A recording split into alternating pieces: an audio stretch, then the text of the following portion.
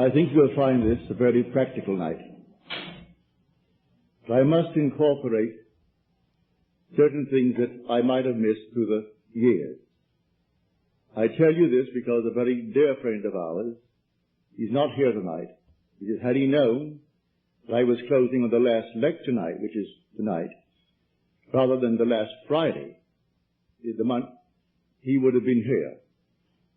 But he said, I'm greatly disturbed over something you said just about 2 weeks ago.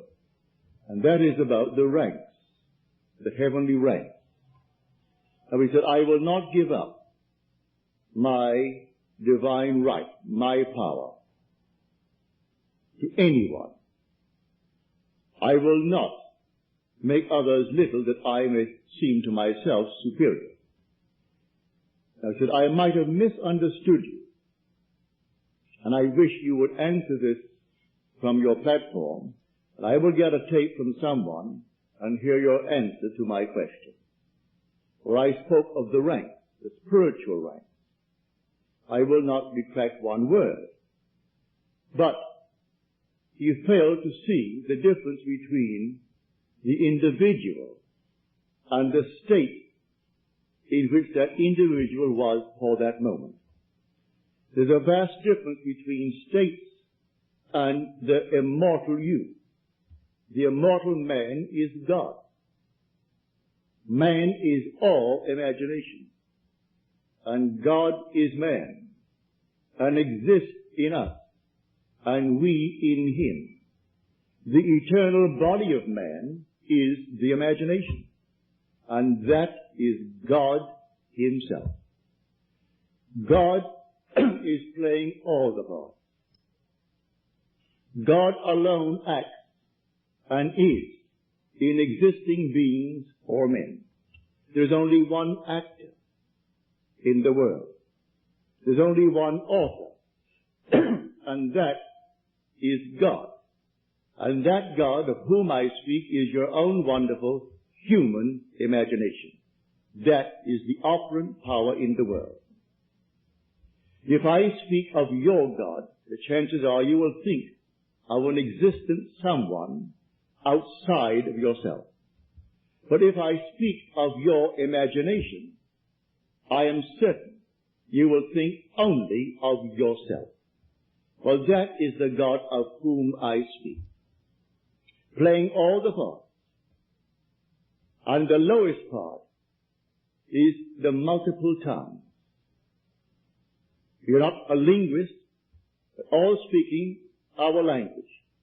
200 million of us find it difficult to understand each other because we are moving towards a prejudice, a superstition, a fixed idea. And so we may say anything, but we have to get through that barrier, even though we are talking the same language, using the same English tongue.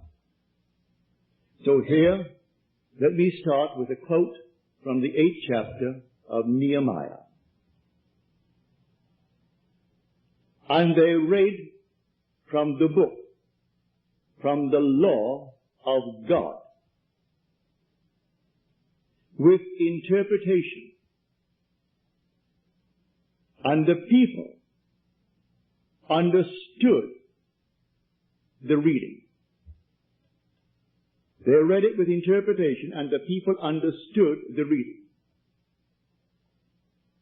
Paul claims in his letter, the first letter to the Corinthians, you'll find it in the 14th chapter,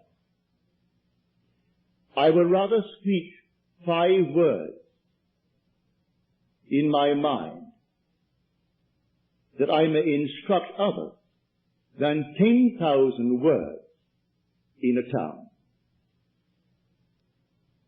5 words just to instruct others. Well, that has been my hope since I started teaching back in 1938. To make it so clear that there is no misunderstanding. But let me state it clearly now. The spiritual states of the soul are eternal. You do not change them. You pass through them like a traveler. And you start at the very lowest, the tongue, the confusion of tongues called Babel in Scripture. where we do not understand each other. And so we war over strange confusion. The second one is the administrator, the organizer. He will organize the confused states for personal gain. That is the second. And then Paul goes up for 8. He finds the last one, the apostle. Now, the one who played the part in the very lowest is still the same one who's going to play it when he is called as an apostle and sent to tell the true story, the same being. Do not identify him with the state called the apostle. While he is in it, he's going to play that part. But he is not that. He is the immortal self, which is the same one seated right here in everyone who is here. So the judge and the one that he is judging are both played by the same being, and that being the world calls God. But they do not know he is the only actor in the world. Only one actor. God only acts and is in existing beings or men. You and I, learning how to create, we create states to deliver others forever. But what we can make, we can unmake. So we do not make permanent states. We create a state and take a friend out of what he was expressing and put it into the state that we create for him. So tell me what you want. All right, you named it clearly. It's up to me now to create the state and put you in that state. What would it be like if he were now what I wish he were? Try to persuade myself that you are that being.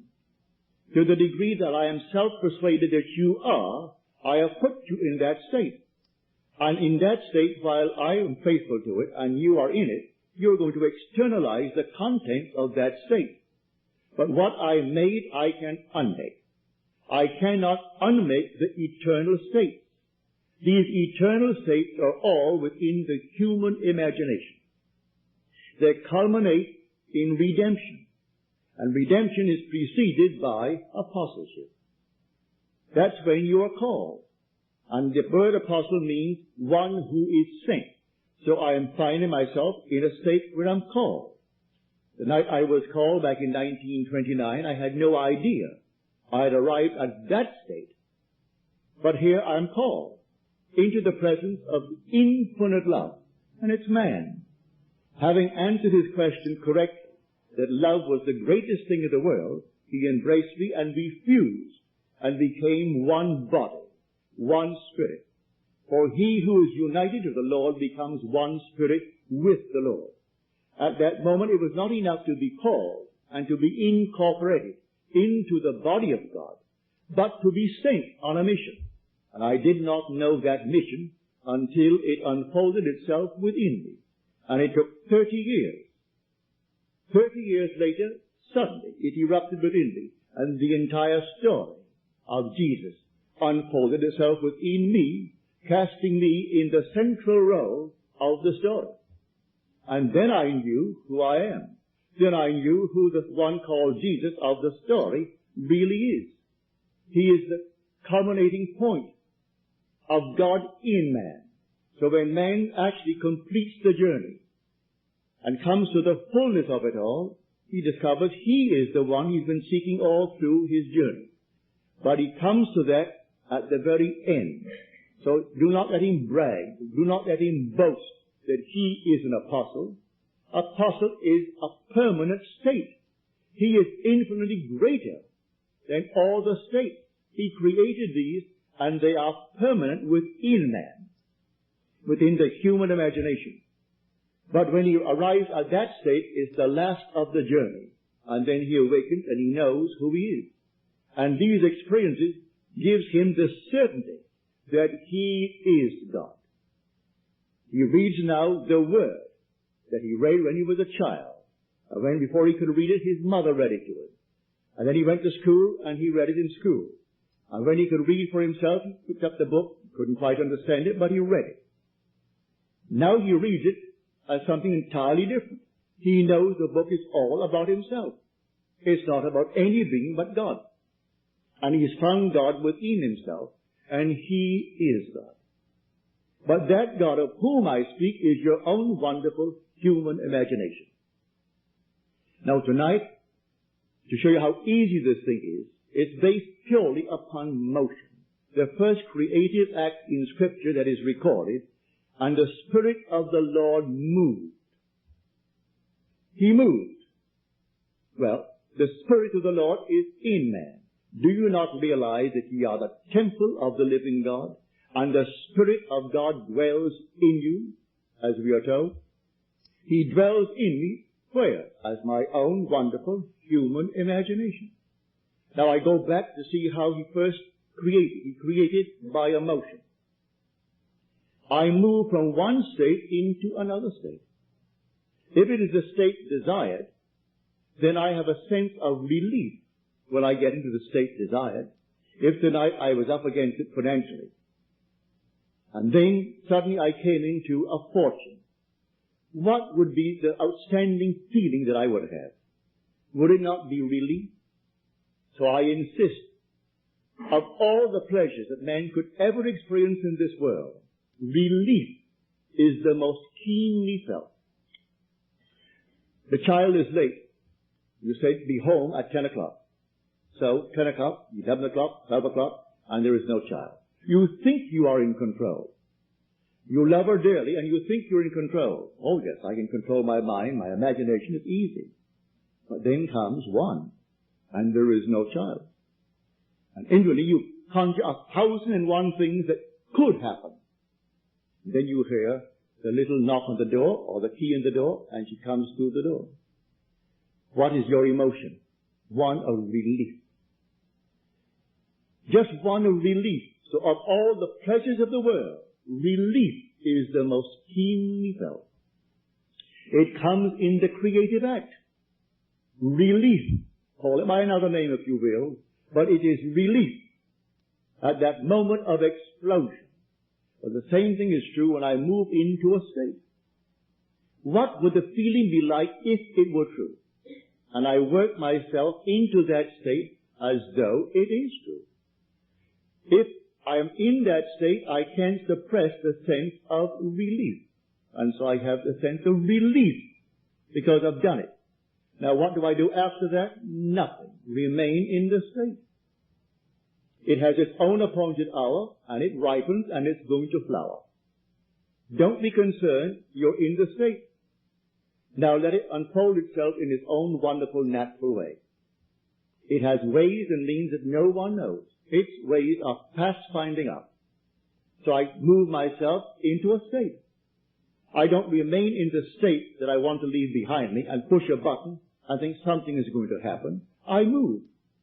I move from one state into another state. But these states I am creating. I do not consciously move in these spiritual states. They are automatically determined by my journey in this world.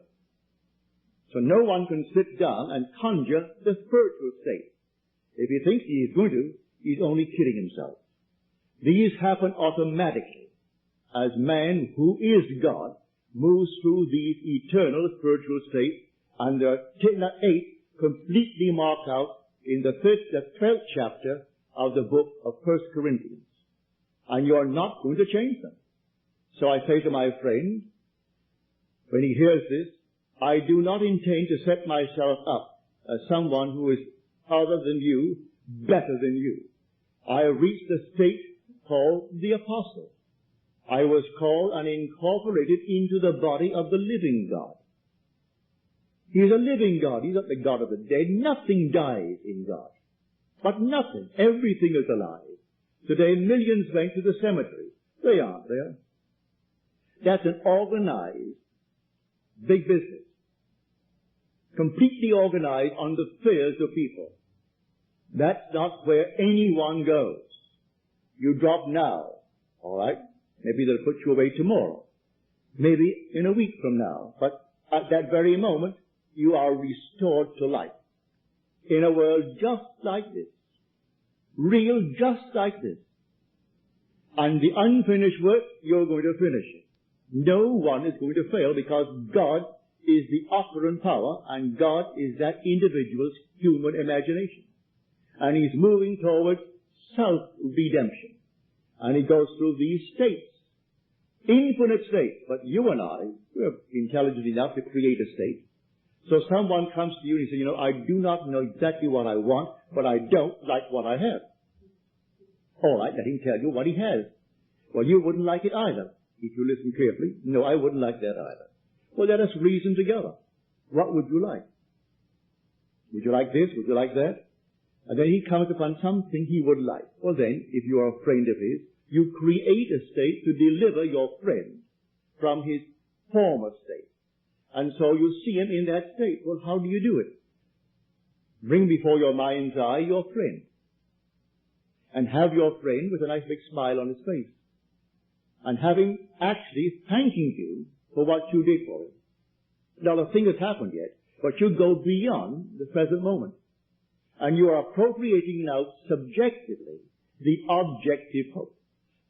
You hope he will stand before you objectively with a smile on his face, and you hope you're going to hear his words. And the words you're going to hear is, oh, thank you so much. It worked just like a charm. When I saw you the last time, I was up against it. Today, it's simply rolling and rolling in my direction. Everything is perfect. That's what you want to hear for a friend. Well, now you hear that. So if you're hearing that, you move him out of his former state into the state that you have now created for him. Do this, and you cannot fail. So prayer is not petition. Prayer is giving thanks. You don't get on your knees and petition any being outside of yourself. There is no intermediary between yourself and self. You need no priest. You need no so-called healer. You need nothing on the outside. It's all within self. What would the feeling be like if it were true? With that, I catch that feeling, and then I work myself into that state. What would it be like? All right, I know what it would be like. Well, feel it. And keep on feeling it and keep on feeling it until all of a sudden you're relieved. There's a release within you. And then it's done. You can't do it a second time. It's done.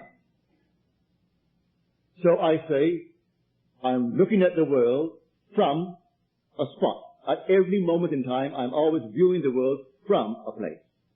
That place could be from a financial position in my world.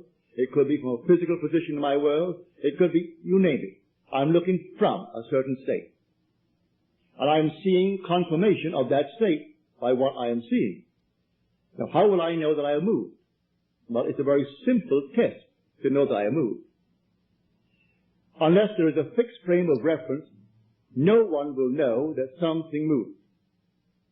If I started moving from here to the end of the room, and everything started moving with me at the same time, I have no reference to prove that I have moved. Motion can be detected only by a change of position relative to a fixed object. It must be fixed relative to me, that I may know that I have moved. But all my friends know where I am, who I am, what I am. If I desire a change, my friends, my fixed reference, they should know it. So I don't ask anything of them. I simply assume that I have changed. But if I have changed, then I have a fixed reference. The faces of my friends. Now let me conjure them in my face, in my mind's eye, and let me look at them. Do they see me as a changed person, or are they still seeing the one who would like to be changed? Are they congratulating me on my change? Well, then I've changed. I saw it reflected in their faces. I heard it in their voices. I saw a change on their faces, which change revealed to me that they noticed in me a change. That's what I want. Now, that proves that I moved. Nobody saw me move physically. I'm still seated in the same chair, but I moved. And so, the whole thing is based upon motion. It's a psychological motion. We're living in a world of imagination. And this whole vast out-pictured world was first imagined. There is the thing you see here that wasn't first imagined. And yet, close as he is, you still can't find him. Why? Why can't I find him as something objective? Because he is the reality I call imagination. I see the fruits of my imaginal acts, but I do not see the actor as I see the outpouring of his activity. For he is the reality I call imagination. So here, the God in you is your own wonderful human imagination. That is God. That's the one, when you completely awaken, you're going to know. That's what man basically is hungering for, the awakening of imagination, which is the awakening of God within it. That is the only God of which the Bible speaks. There is no other God. I will go down to the potter's house. And I went down to the potter's house, as the Lord said to me. And there he was working at his wheel. And the vessel in his hand was spoiled. But he didn't discard it. He reworked it into another vessel, as it seemed good to the potter to do. So that's the 18th chapter of Jeremiah. Which word, Jeremiah, means Jehovah will rise. You'll rise all right. He'll rise in you as you. So, because he is you. There's no one else to awaken but God, and God is your own wonderful human imagination. And the word potter in Hebrew means imagination. It means to determine. That's what the word actually means by definition in Strong's Biblical Concordance. It means the potter, which means imagination. So I go down to imagination's place where he's working at his wheel. What potter? My own imagination. What are you doing, Neville? Well, I'm just spending a few minutes here, there, while it's spoiled. You will admit what you're doing isn't quite what you want done. Don't discard it, rework it. Rework it into another vessel that it seems good to you to do. Don't judge from appearances. You think a man, because he's up against it, will be satisfied, say, with X number of dollars? No, don't limit it. Put no limit upon the power of belief. Can you believe that he doesn't have that pressure on him anymore? That he's above it? That is something behind him. Well, put him in that state. It doesn't cost you any more to put him in that state than to put him in a little modified state. You didn't pay anything for it. Come, eat and drink without price. Buy wine, buy milk without money. It didn't cost you a penny to do it, so why modify it? Why make it little for it? It's not exactly what he would want for himself. It's better than what he has. But you want something bigger than that for him. And there is no limit. When you meet people of great wealth in this world, and you'll judge them because they have money, just talk to them for a little while. Money hasn't altered their other states. They're just as stupid as they were before. In fact, I've gone to parties where this one was a millionaire, that's a millionaire, that's so-and-so, and then the lady would point out another one. You see that one? Oh, she's not just rich, she's stinking rich. In her language, that meant multiple millions. And if you walk out of that place, I'm speaking of a club, I will not mention the name, a club in New York City, a ladies' club. They're all multimillionaires. Walk it on the street. But don't leave, just walk out and stay there. And then watch them come out after their big heavy lunches and their 3 or 4 martinis or whatever it is, and watch them. And if you didn't know these are members of that club with all the millions in the world, you would say to yourself, poor souls. Poor souls. You would think maybe they came out, they're cleaning up after the guests left. That's exactly what they look like. But they feel they don't have to put on anything because they're above it all. My father would say when they would come in and they were very, very rich, and he ran his store, and when they all became very, very elated with his fabulous wealth, he would turn to one of us and he would say, you know, God is really merciful. Suppose she didn't have money. He never completed the thought. He left it for us to use our imagination. Suppose she didn't have money. She's how merciful God is, he would say. And then you go on dwelling upon what your father did not complete. He wanted you to complete it. So I tell you, prayer will be answered. All prayers are answered if you know how to pray. And prayer is not begging. You don't petition. You give thanks. Well, you aren't going to give thanks to something that isn't. But you must actually believe in God. As you're told, he who comes to God must first believe that he exists and that he rewards those who seek him. But you must first believe that he exists. Read that in the 11th chapter, the 6th verse of Hebrews. All who would come to God must first believe that he exists. Well, I know he exists. I hope that everyone here knows he does exist. But as Blake said, why stand we here trembling around, calling on God for help, and not ourselves, in whom God dwells? So why turn on the outside to call upon a God when he dwells in me? Well, he dwells in me as my imagination. So I will commune with my own imagination until I am satisfied that it is done. And you get into the habit of feeling that it's done. The feeling of relief. And then you go about your business. And let it take its own course. It will take its course and it will come out perfect. So you don't beg anyone. You don't petition anyone. And it has nothing to do with so-called holiness. That is such an abused word. He is a holy man. May I tell you, if anyone introduces you to a person as a very holy man, turn and run. They'll fleece you. And I'm not fooling. They come over here from India, and you see them on the TV. Next thing you know, they're getting $500 for a special course. And people who have more money than brains, they pay all of them. Off to India he goes with his multiple fortunes that he has simply taken from those who aren't given to thinking. So money doesn't care who owns it. So they have it, and so they'll give it out to anyone who is called a holy man. Well, I have had my experience with these so-called holy men. One little fellow, you all know him, you saw him on TV. And some reporter asked him, why do you advertise so much? You're always advertising, building up your own little personality. And Jesus never did. And in the little high-pitched voice of his, he started laughing. He said, that's why it took him so long. Well, I mean, after all, you sit down in your living room and you turn your little set on to listen to that nonsense. But people do it, and they're paid him for it. Now here, may I tell you, you have everything that it takes to be the man, to be the woman that you want to be. Don't pass the buck. You have it right here this very night. Know what you want to be. Be definite. When you know exactly what you want to be, don't ask anyone if it's possible. You simply feel that you are it.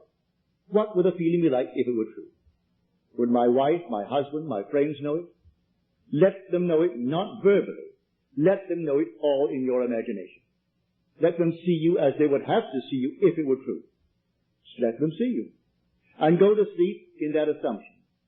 For I know from my own experience that an assumption, though denied by my senses and therefore called by the world false, if persisted in, will harden into fact.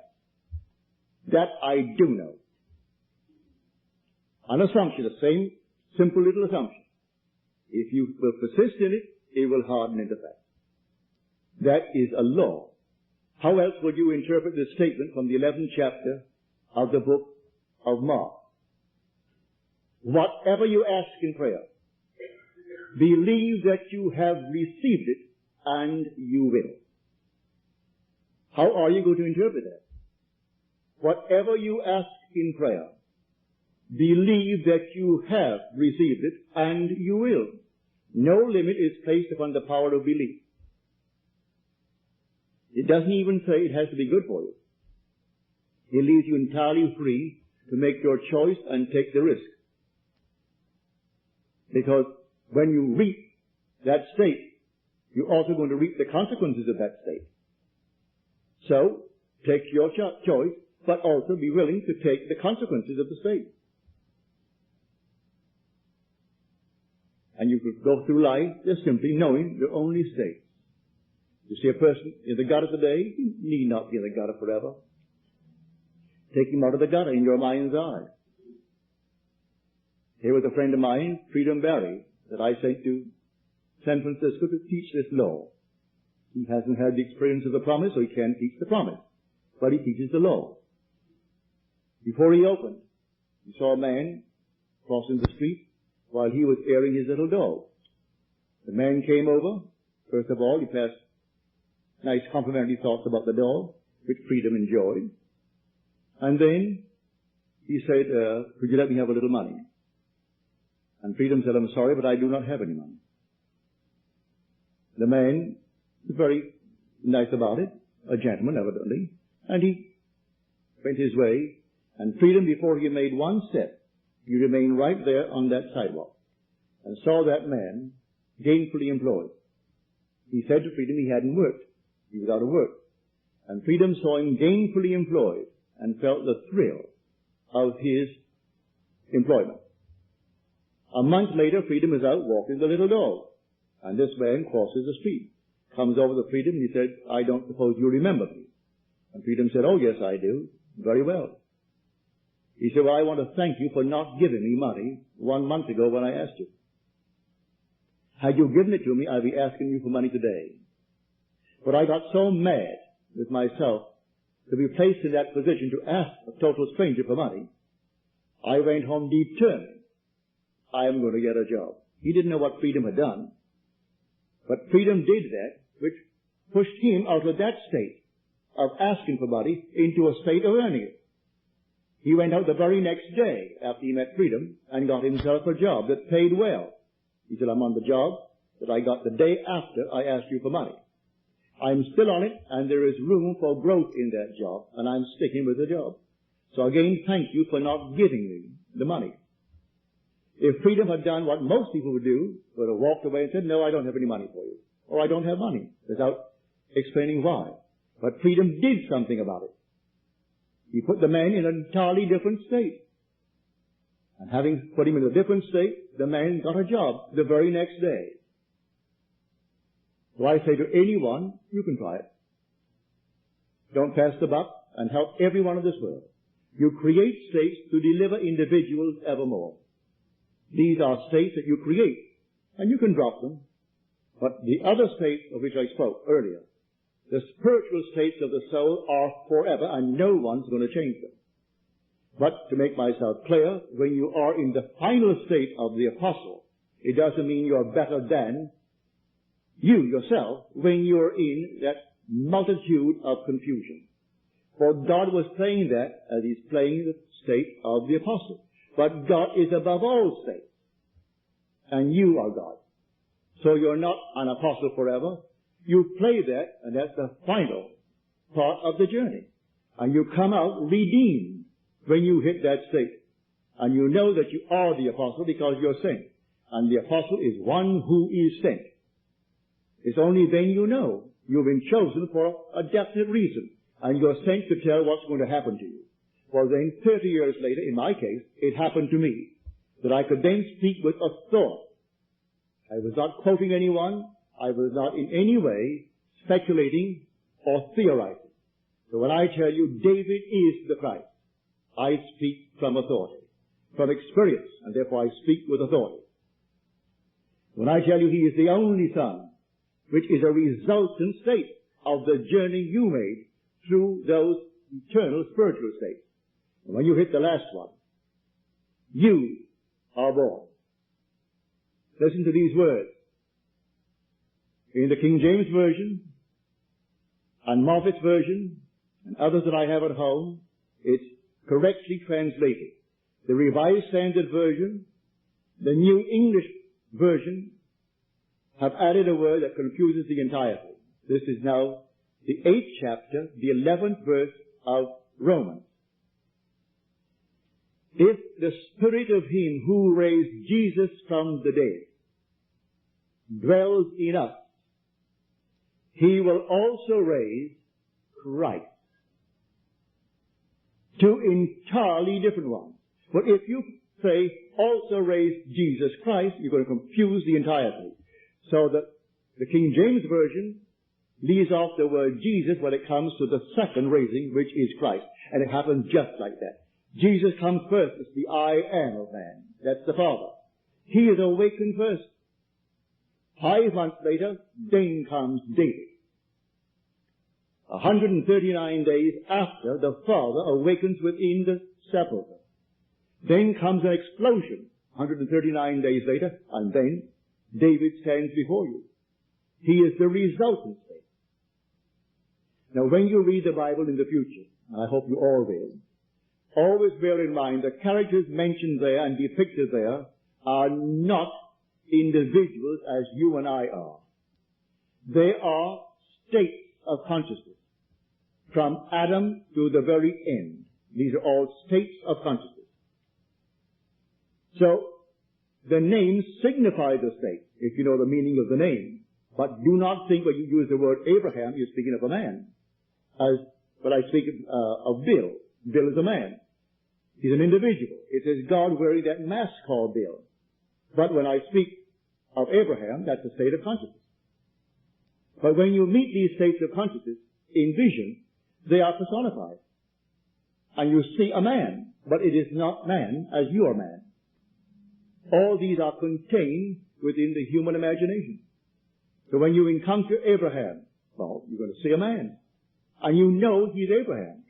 When you encounter David, you meet a youth, an eternal youth. But it's a resultant state. You are above all states. You are God. Every being in this world is God, and God is one. Hear, O Israel, the Lord our God, the Lord is one. And never get away from that. That is fundamental. The minute you have two gods, you're going to get confusion. Two will become 4, and 4, 8, and 8, 16, and you get confusion in the world. Only one God. And that God is named forever and forever is I am. That's the being. So when you awaken within the sepulchre, you know who awoke. You say, I am. There's no one present, just yourself. And you come out without the help of anyone. And then comes the imagery of Scripture that surrounds you, bearing witness to the truth of the story. But you are cast from then on in the central role. And so everything unfolds within the imagination of man. And that is God. So tonight, as you leave here, go out knowing you have the power and the right to become the man, to become the woman that you want to be, without hurting any person in this world. You don't need to hurt anyone to gain anything in this world. You go out and play your part fully. And let no one pull any rank, for all ranks are only states of consciousness. The king and the one who is a music king, the court jester, are both played by the same being, and that being is unseen by the two masks, the mask of the king and the mask of the court jester. For behind the mask is God, and God is simply I am. So one plays the part of the court jester, or one plays the part of the king, and we honor the mask and bow before the king. And that court jester may be nearer to apostleship. Do not judge from appearances, as you're told.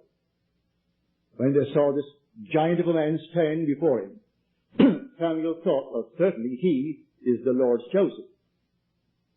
For the Lord said to Samuel, go down to the house of Jesse, for I have chosen one of his sons to be king of Israel.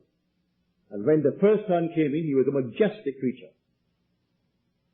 And Samuel said to himself, surely he is the Lord's choice. And the Lord said, I have rejected him. The Lord sees not what man sees. Man sees the outward appearance, but the Lord sees the heart. Then he brought the second, and he brought the third. And finally he brought the last, which was David. And David was tending the flocks. Now this is all a story. You must extract the meaning from that story. So he brings the little one in. He was just a youth. And as he came in, no one thought for one moment he would be the one. And the voice spoke to the prophet Samuel. Rise and anoint him. This is he. And in the midst of his brothers, Samuel anointed him with the holy oil. And then the Spirit of God came upon him mightily from that day forward. Never left it. Therefore he never lost the battle. The victorious one, called David. So in the end, he stands before you. For he played all the battle. You were the Lord of Lords within, but you didn't know it. And he is the Father's only Son. And then he stands before you and he is your son. And then only do you know you are God the Father. You gain all the assurance that you need when you see David. For he is God's son, and he is your son, therefore you must be God. And that's the story. Now this being our last night, suppose we go into the silence and give you ample time for questions if you have any.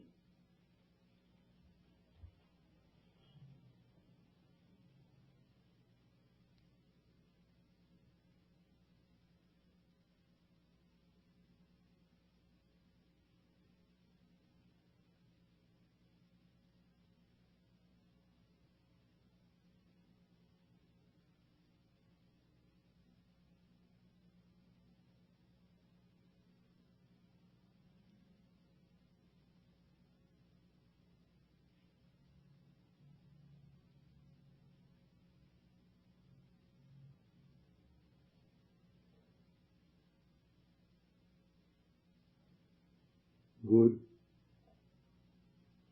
Harry, I wouldn't see this, and I could have used it an hour ago.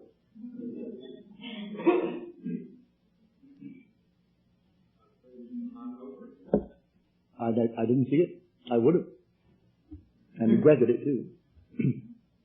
Now, are there any questions, please?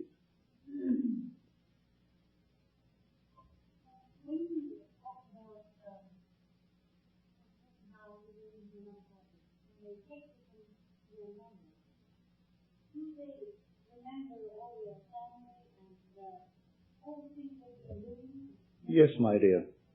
You carry with you your memory. Even though the body is now, well, those that I've seen so many, including my parents, say that my mother died back in 1941. It was just about a month before Pearl Harbor. I was in New York City then. I just returned from Barbados, where I spent 3 weeks with her.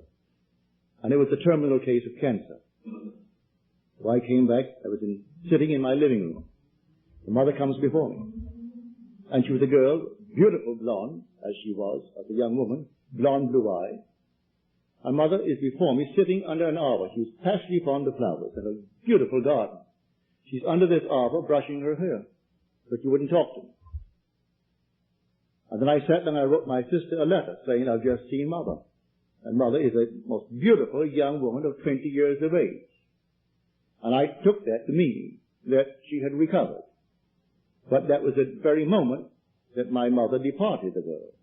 But when I got my sister's letter that came back to tell me, that was the hour, allowing the difference in time between New York and Barbados.